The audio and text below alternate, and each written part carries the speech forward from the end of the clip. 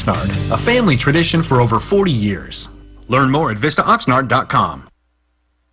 Live up and down the coast, from the beaches to the valleys, the #1 newscast at 6. KEYT News Channel 3, where the news comes first. Once we find one, it's going to run rampant. Our top story at 6. Watch where you pump your gas tonight. New credit skimming devices turn up at a local station, and there could be many more. Good evening. Thanks for joining us. I'm Beth Farnsworth. And I'm CJ Ward. Thieves are at it again in Santa Barbara County. Sheriff's detectives discovered a credit card skimming device at a gas station in Carpinteria this morning. News Channel 3's Elise Martinez joins us live with the story. Elise. Beth, CJ, people have been using their credit cards to pump gas here at the 76 station in Carpinteria, but what they probably don't know is that a credit card skimmer was found inside one of these gas pumps, and there's a big concern that there may be more skimmers out there. Once we find one, it's going to run rampant. We're going to find dozens more. A credit card skimming crew hit this 76 gas station on Carpinteria Avenue. A single device can usually incur between $50,000 and $100,000 loss. An employee noticed something was off and alerted the Santa Barbara County Sheriff's Department. Old school skimmers were on the outside keypad, but now thieves are getting more sophisticated. They'll actually break into the ATM itself, or in this case, the gas pump, and they'll install something very, very small that has Bluetooth and Wi-Fi capability, and will just transmit the credit card data straight to the criminal. Skimmers aren't regulated and are readily available on the internet. There's some more expensive ones that are on the market that you can be completely in Los Angeles and still be receiving this information. Officers say if anything looks suspicious, go inside and pay cash. Well, I will definitely be on the lookout for that. I've been a victim of fraud before, and it was no fun.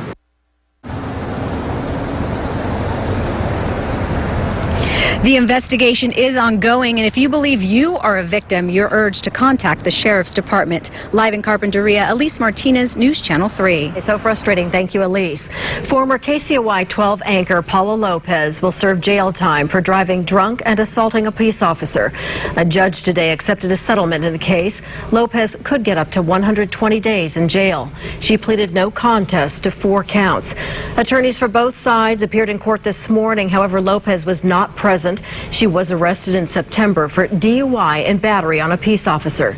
Lopez could start serving her sentence on July 22nd unless the sheriff allows her to wear a monitoring bracelet instead.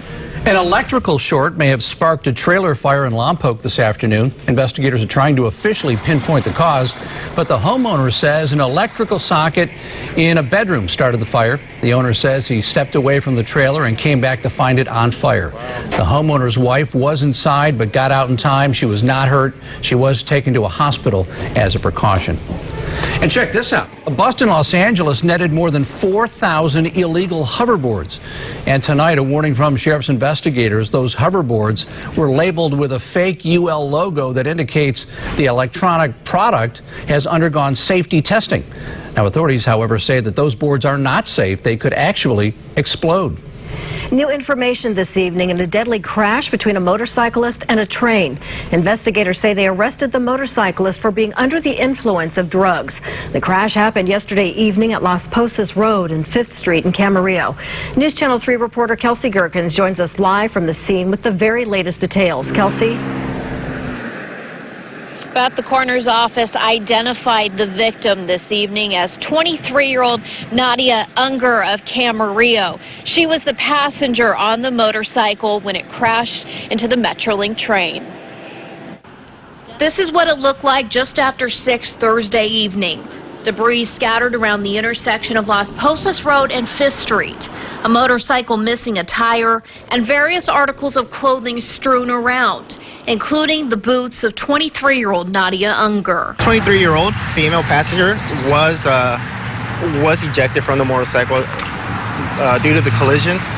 She was found at the scene and was pronounced deceased by personnel at the collision scene. Investigators say Unger was the passenger on the back of this motorcycle when the 26-year-old driver, identified by officers as Garrett Von Gunten, slammed into a Metrolink train crossing the tracks. The train was traveling in the westbound direction. The male rider failed to stop, come to a complete stop, and broadsided the train. Investigators are still trying to figure out why Von Gunten didn't stop, but he has since been arrested for being under the influence of drugs. Due to his injuries, he did sustain major injuries. He's still at the hospital. He's still being treated. He was arrested by the California Highway Patrol by our office and remains at the hospital right now for treatment. No one on the Metrolink train was injured. The train stopped in Oxnard to be inspected by investigators, and the train service resumed to its regular schedule within a couple hours. Investigators say that the collision is still under investigation this evening. Investigators have also not released the drugs that they believe Von Gunten was on at the time of the crash. Reporting live in Camarillo on this windy evening, Kelsey Gerkins, News Channel 3. Okay, thank you, Kelsey.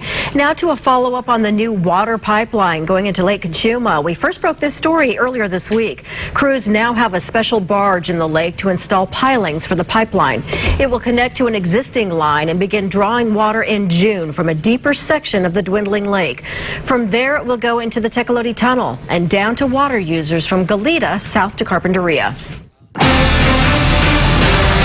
Time now for our first look at the first alert weather forecast with Chief Meteorologist Alan Rose. And boy, very breezy out there tonight. Yeah, Beth, and as expected, that's the big story here from this weather system that's moving through the west coast. We've seen some rain across the central coast, but for us in southern Santa Barbara County, look at these wind gusts since early this afternoon. Stearns Wharf, you better hold on to the railings out there. 39-mile-an-hour gust today, 36 out of the airport in Santa Barbara, 37 in Camarillo, 39 as well at the harbor in Ventura, and up to 40 at last check in the Montecito foothills. Right now, winds are very strong around Goleta at 16. That's sustained, 26 sustained in Oxnard. Still seeing double-digit wind speeds at all locations that are reporting.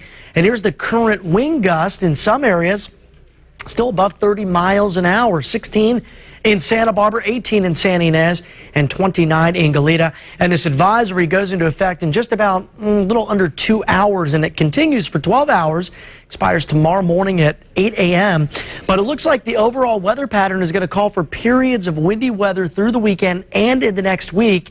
And I wouldn't be surprised if we see this wind advisory repeat itself each of the next few nights. So be prepared, folks. Windy weather for the weekend. But what about those temperatures? And is there sunshine or fog? I'm going to give you all the details coming up in just a few. For now, back to you. Okay, thank you, Alan. New insight tonight into the death of a pop icon only known by one name, Prince. The local sheriff in Minnesota says there were no signs of trauma when the singer's body was found unresponsive in his home elevator on Thursday. Prince's body has been returned to his family. A 911 call was made, but deputies are not revealing who made it. An autopsy was also completed today, but the coroner says they will not release any results until they can get the family's full medical history. People all over the world spent the last 2 days rocking out to Prince's songs in his remembrance. A special tribute to the legend happens tonight in Santa Barbara. Velvet Jones is hosting a Prince tribute party starting at 8 o'clock. DJ Darla B will be spinning all of Prince's favorite hits along with Minneapolis funk. It is a chance for Prince fans to come together and honor the life and music of a man who moved so many people with his talents. It's good for the community to know that how important Prince was to the 805, and that he has a huge fan base in the 805 from Oxnard all the way to Slough or wherever the 805 stops. Craig, the owner, is a huge Prince fan, so it was a no-brainer. We would have paid tribute at some point, so we're doing it right away. And you know it's going to be packed. Again, the event starts at 8 o'clock at Velvet Jones on State Street. The best part, it is free.